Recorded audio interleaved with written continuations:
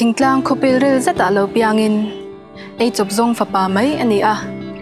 kumsom thum ani thlengin mystery na thokin ei zonga chumi hnuwa kumthum chung thoshilin awa kwala le khabu pakhat ma aziak lova din hun poimo engma alo heklo chung kwa adin lova hi ka in hanti tu reng anei heklo zirna sang athleng lova an khwa changamel zani ayala athleng heklo mishing kan ngai ro pui pha chin na angchi thiam na emo hausak na emo lalna emo anei lova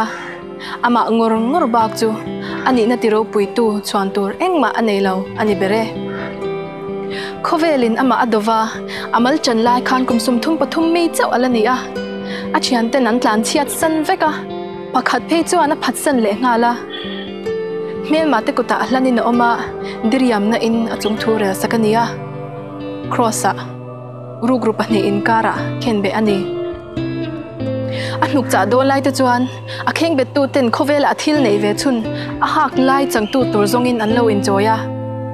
a thi nu thlengin a re thei tluang zela ama khongai tu a thian pakhat zara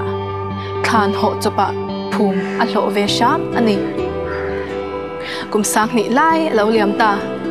tuna chuan singnun lungphum poimo ber ani ta thunga khomwal sipai rual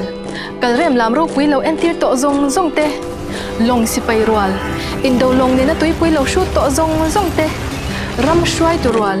ro rel na in puilo chu khom to zongte la ro pui tak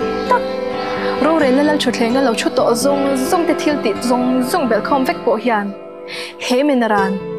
mani chawashing nun ma chon tu thil ti tu khian khovel ala hong ngai lo ti in soila soiwar kan hau lawang